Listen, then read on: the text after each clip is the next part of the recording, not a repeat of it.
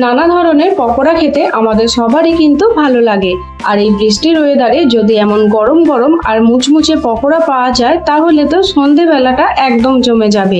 এই বর্ষার টাইমে বাজারে দেখবেন বেশ ভালো ভালো ভুট্টা পাওয়া যায়। তো সেই ভুট্টা দিয়ে তৈরি এক ধরনের পকোড়ার রেসিপি আমি আপনাদের সাথে শেয়ার করব। ভুট্টা পোড়া তো অনেকবারই খেয়েছেন, তাহলে একবার ভুট্টা দিয়ে বানানো এই পকোড়াগুলো খেয়ে দেখুন। এগুলো যেমন টেস্টি হয় তেমনই কিন্তু মুচমুচে হয়। আর দেরি না করে আজকে সন্ধ্যেবেলাতেই বানিয়ে নিন গরম গরম এই ভুট্টার পকোড়াগুলো। তো চলুন ভুট্টার পকোড়ার রেসিপিটা আপনাদের সাথে শেয়ার করা যাক।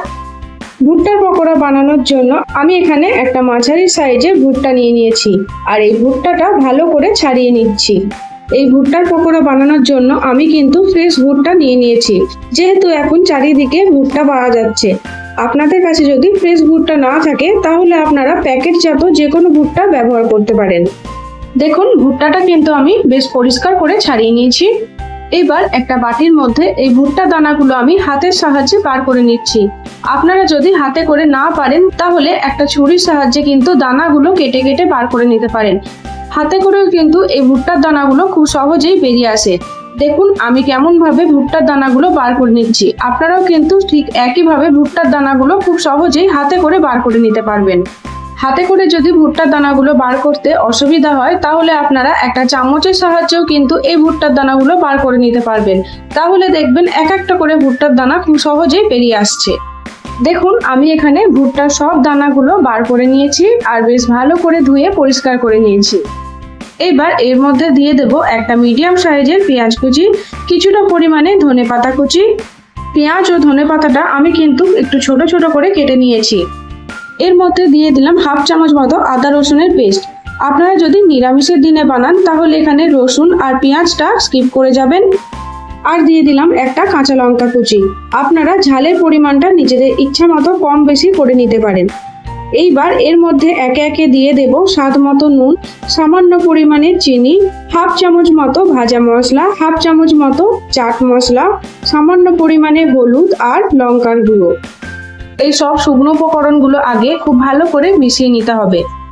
আপনারা চাইলে এই পকোড়াটা পুরোপুরি বেসন দিয়েও বানিয়ে নিতে পারেন, তবে এই চালগুড়িটা দেওয়ার ফলে কিন্তু ভুট্টার পকোড়াটা খেতে দারুণ মুচমুচে হবে। আপনাদের কাছে যদি চালগুড়ি না থাকে তাহলে চালগুড়ির পরিবর্তে আপনারা কিন্তু 2 চামচ মতো কর্নফ্লাওয়ার ব্যবহার করতে পারেন। প্রথমে এই শুকনো উপকরণটা চামচের সাহায্যে ভালো করে মিশিয়ে নিলাম। এই পকোড়াটা মাখার জন্য কিন্তু এক্সট্রা কোনো জল দেওয়ার প্রয়োজন নেই। নিজে নিজেই এর থেকে দেখবেন জল ছাড়তে শুরু করে দিয়েছে, আর সেটা দিয়ে কিন্তু পুরো পকোড়াটা মাখা হয়ে যাবে। তাও যদি পকোড়াটা শুকনো মনে হয় তাহলে আপনারা 1 চামচ মতো জল ব্যবহার করতে পারেন। বেশি জল দেওয়ার প্রয়োজন নেই। এই ভুট্টার পকোড়াগুলো কিন্তু হাতের সাহায্যে একটু চেপে চেপে তৈরি করে নিতে হবে, না হলে ভুট্টার দানাগুলো কিন্তু এই বেসনের গোলা থেকে বেরিয়ে আসতে পারে।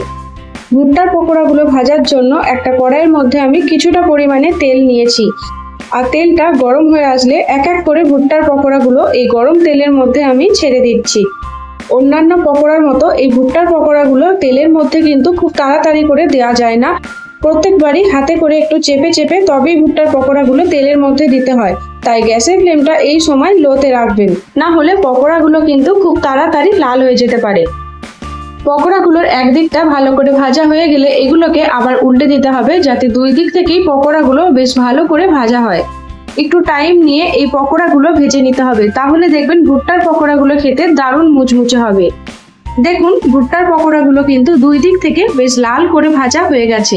এইবার এই পকোড়াগুলো এক এক করে আমি তুলে রেখে দিলাম। অন্যান্য পকোড়ার থেকে কিন্তু এই ভুট্টার পকোড়াগুলো বেশ অনেকটাই মুচমুচে খেতে হয়। আবারও ওই একই তেলের মধ্যে এক এক করে ভুট্টার পকোড়াগুলো আমি দিয়ে দিচ্ছি। আলুর পকোড়া বা পেঁয়াজ পকোড়া তো অনেকবারই খেয়েছেন, তাহলে একবার এই ভুট্টার পকোড়াগুলো বানিয়ে দেখতে পারেন।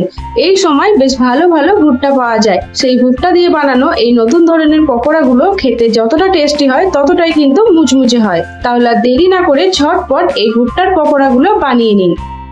এই ভুট্টার পকোড়াগুলো একটু টাইম নিয়ে ভাজলে দেখবেন বেশ অনেকক্ষণ অবধি মুচমুচে থাকে। দেখুন এই পকোড়াগুলো কিন্তু 2 দিক থেকে বেশ লাল লাল করে ভাজা হয়ে গেছে, আর এগুলোকেও আমি তুলে আলাদা জায়গায় রেখে দিলাম। ঠিক একইভাবে আমি বাকি ভুট্টার পকোড়াগুলো ভেজে নিয়েছি। আপনাদের কাছে যদি ফ্রেশ ভুট্টা না থাকে তাহলে আপনারা ফ্রোজেন ভুট্টা দিয়েও কিন্তু বানিয়ে নিতে পারেন। তবে ফ্রেশ ভুট্টা দিয়ে বানানো এই পকোড়াগুলোর টেস্ট কিন্তু আলাদা লেভেলের হয়। দেখুন ভুট্টার পকোড়াগুলো দেখতে কতটা সুন্দর লাগছে। এবার একটা প্লেটের মধ্যে এই ভুট্টার পকোড়াগুলো আমি পরিবেশন করে নিচ্ছি। যে কোনো চাটনি বা সসের সাথে এই ভুট্টার পকোড়াগুলো খেতে দারুণ লাগে। সন্ধেবেলায় 1 কাপ গরম গরম চায়ের সাথে যদি এই ভুট্টার পকোড়াগুলো থাকে তাহলে সন্ধেবেলা পুরোই জমে যাবে। পকোড়াগুলোর ওপর আমি সামান্য পরিমাণে চাট মশলা ছড়িয়ে দিচ্ছি। তাহলে আর দেরি না করে আজ সন্ধেবেলায় এই দারুণ টেস্টি আর মুচমুচে ভুট্টার পকোড়াগুলো বানিয়ে নিন। দেখুন পকোড়াগুলো দেখতে কতটা লোভনীয় লাগছে, আর এই গরম গরম ভুট্টার পকোড়াগুলো সসের সাথে খেতে কিন্তু দারুণ লাগে।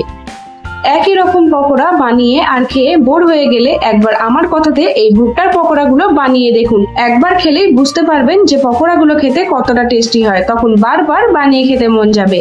তো আমার এই ভুট্টার পকোড়ার রেসিপিটি আপনাদের কেমন লাগলো অবশ্যই কমেন্ট বক্সে জানাবেন, আর প্লিজ আমার চ্যানেলটা সাবস্ক্রাইব করবেন।